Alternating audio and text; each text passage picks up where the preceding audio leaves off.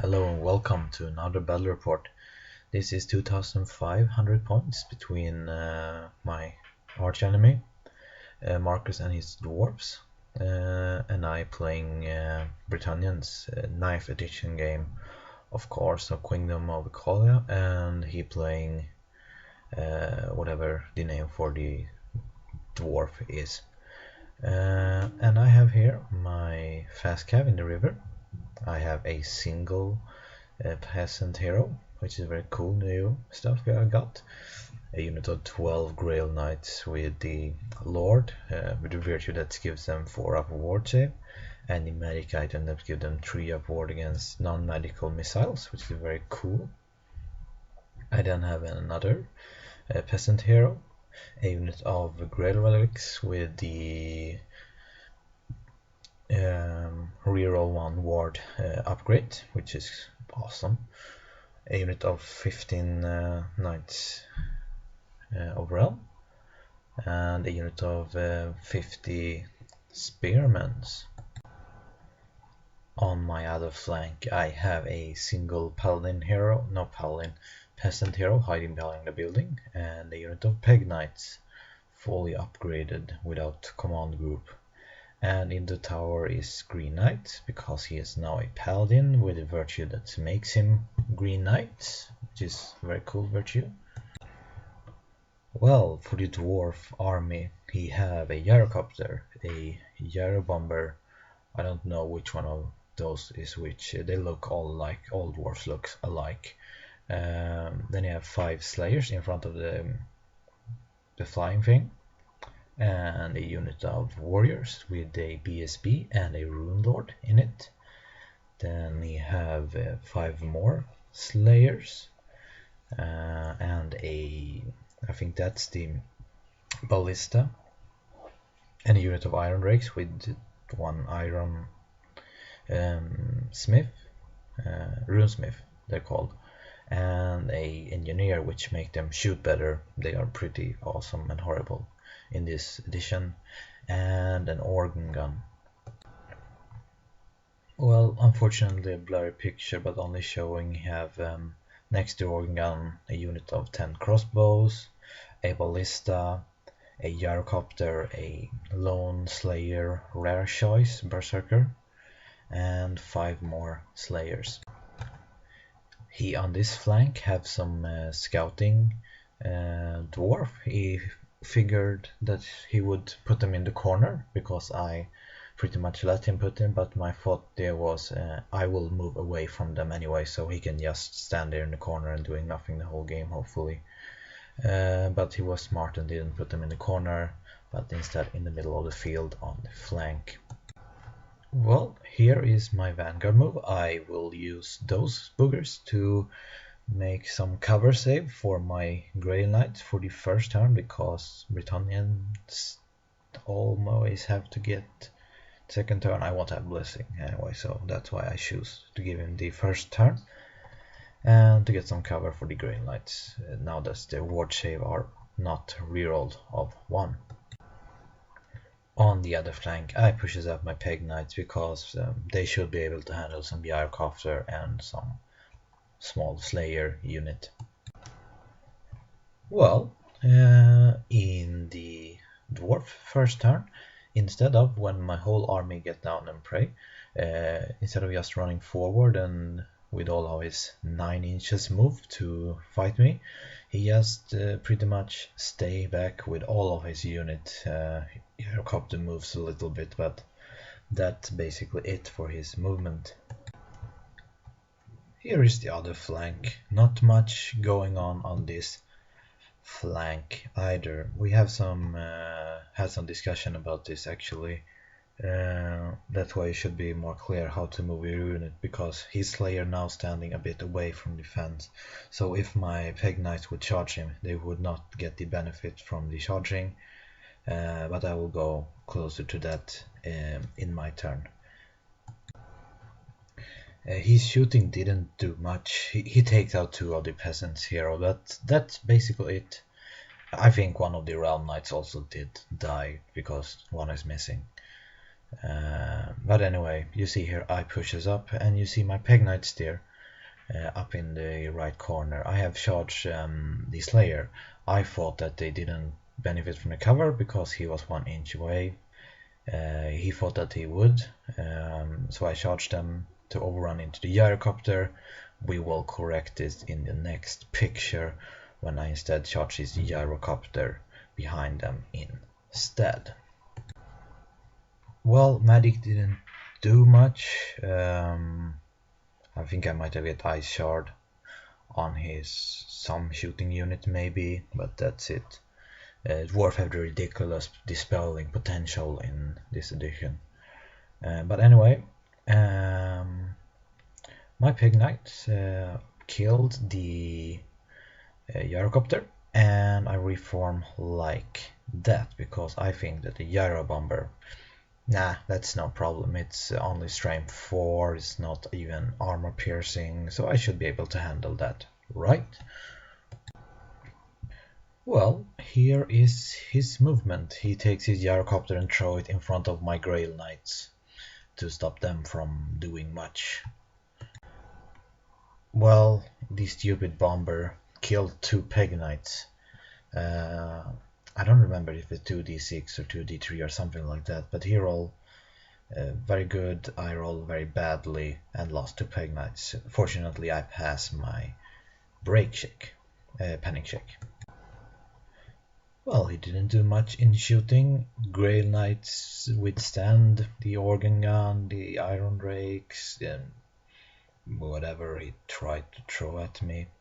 So over to the more fun army Britannians to play. Grail Knights, this is actually after combat even. Grail Knights charge the gyrocopter and make short work of that and overrun, hopefully rolling double 6, but I didn't, so I ended up there.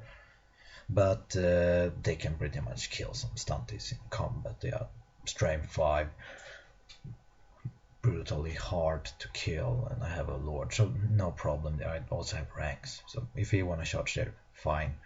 My lone Peg Knight charges the rear of his Yarrow Bomber, totally fluffed. I think I might have do 1 wound, but nothing more. I also took up my lone peasant hero and chef up his big bus of warriors and pushes forward my spearman to be in line with my knights of the land. And yeah, magic.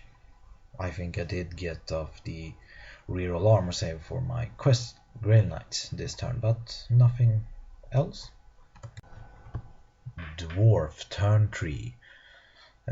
So what he did, not much actually. He couldn't get his Slayer in front of my Grail Knight, so he threw out a Runesmith. So if I kill that, then I'll run into next Slayer unit. And yeah, otherwise his boss reformed and moved around my peasant hero. Not really sure why, he just didn't kill him outright. But anyways, he did not. Bomber is locked in combat with the Peg Knight, and yeah, that's it. You can potentially see his Slayer in front of my Spearman because he moves them up to chef up my Spearman, which is, I don't know, ridiculous because Spearman can't do jack shit about anything. Potentially breaks steadfast, but that's mostly what they are good for. Yeah, but that's it for dwarf shooting. He tried to shoot at my Grey Knights, but Grey Knights, they are awesome now. 3 upward, reroll 1, ignores armor piercing. Dwarf puny gunpowder cannot penetrate that, and that's fucking awesome. Well, he must have also got in the movement spell on his Great Open Warrior because they are much more forward now. That's potentially why he did not charge the lone peasant hero. It explains a lot.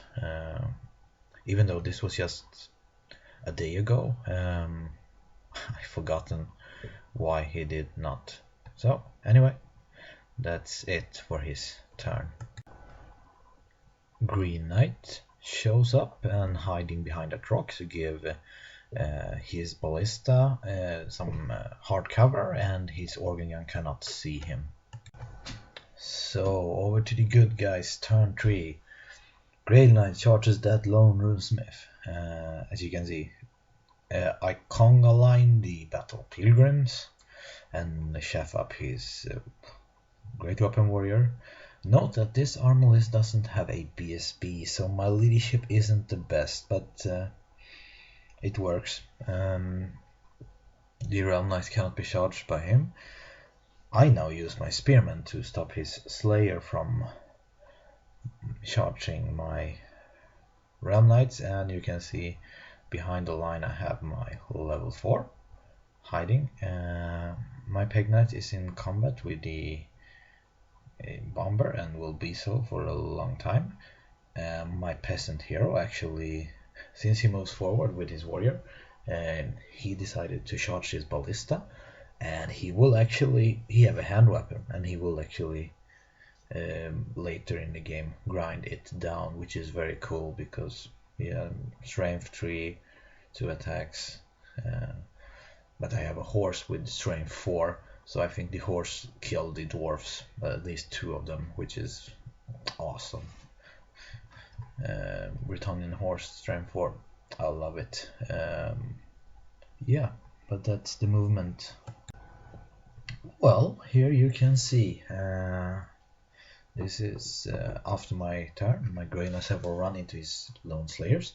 What he do in his movement phase is, with his ballista and his crossbowman, he actually step backwards, so my Green Knights cannot charge them, which is fine by me.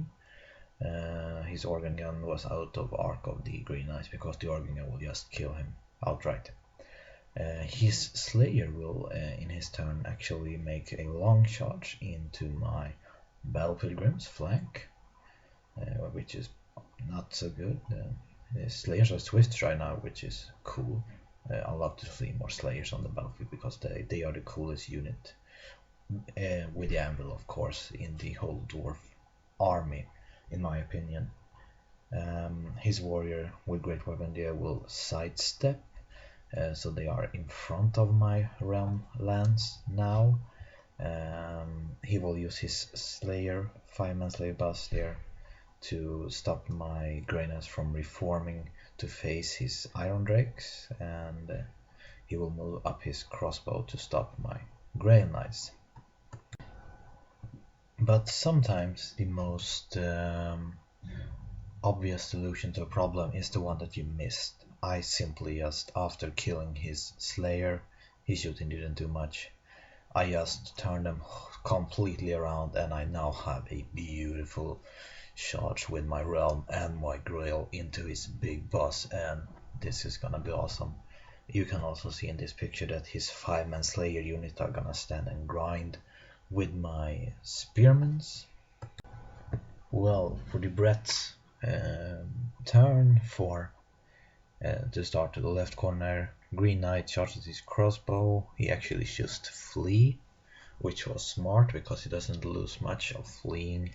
Hopefully they will run off the board or something. But I now put myself into position of his organ gun and his ballista. Stupid move by me, but sometimes you do stupid things, nothing to do about it. It happens. Yeah, but look at the beautiful charge in the middle there. These stunties are gonna die so hard, and now my Bretonnians lance actually hurts to get charged by, so this gonna be awesome. Well, here we go. Since I was so amazed by my brutally destructive power by my lance charges, I forgot to take a picture of his dwarf unit. But you saw he was 40-ish in the last picture. When I have striked, he was, I would say, a dozen stunties remaining, and that was just awesome. He of course fled, and I run him down first with the, I think the realm knights have one more rank, or maybe just roll 4+ for it, but he ran away from my realm lands, and they ended up over there blocking the Grey Knights. I pursued with both because that reached so much point. You can also see in this picture the peasant hero actually killed his ballista, which is shameful death for the dwarf crew member, I guess. Um, yeah, but you can also see here on this picture his 5-man slayer units have charged my one remaining peg knights. I think I hold this turn. Well, for dwarf turn 5, this dwarf keeps fleeing. Dwarf have leadership 10 or 9 base, right, so he failed that, which is cool. Closer to the board edge. Well, here you can see this is after his turn is done, I guess. His slayer actually broke my peg knights this turn and they run him down. His iron drakes and organ gun, I think, shoot at my knight and they failed panic check and run, which is bad because now they don't have blessing anymore, so that's not good. My spearman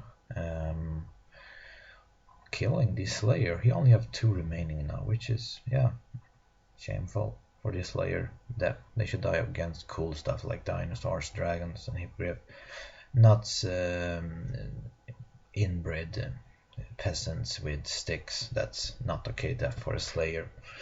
And of course the slayer berserker hero, the pilgrims die, but I still have some remaining, so that's good, and I pass my break check every time, so no problem there.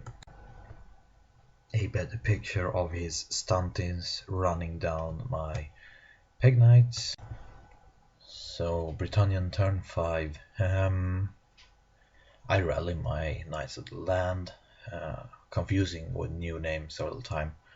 I will try to learn the new name for everything. And I will use Thunderbolt to kill off his bomber. My peasant hero go in front of his iron drakes. We actually discussed it and he said he would never charge my Grey Knight, but actually he is down a lot of points now, and he get a flank. He negotiate my rank and I only can trust on killing him, and that is dicey. I would have charged, so that's why I throw my peasant hero in front of him, and that's it for Britannian turn 5. Spearman, I think, will actually this turn kill the slayer, and my battle pilgrims will be beaten to shit by the other slayer. And here I reform to face his dwarf warrior, because if they keep on running I will hopefully may be able to charge them off the board, but otherwise I wouldn't charge if he rally, because that's also risky. Here is his engineer hero. He has some gun, showing off he's actually managed to kill in shooting phase my peasant hero. Much more bothersome, his iron rake managed to kill off my knights of the land. It ended up he having his champion torpedo in the last shot actually killed the last knight, unfortunately, but yeah, it happened. Okay then, let's finish this by a blurry picture. Britannian turn 6, my Grail Knight killed some crossbow. I just said I charged them and he answered, okay, I take them off the board, you kill them. And that's the game actually, and it ended up being a ish 500 to 1000 point victory for the Brits, which is cool. I like this list.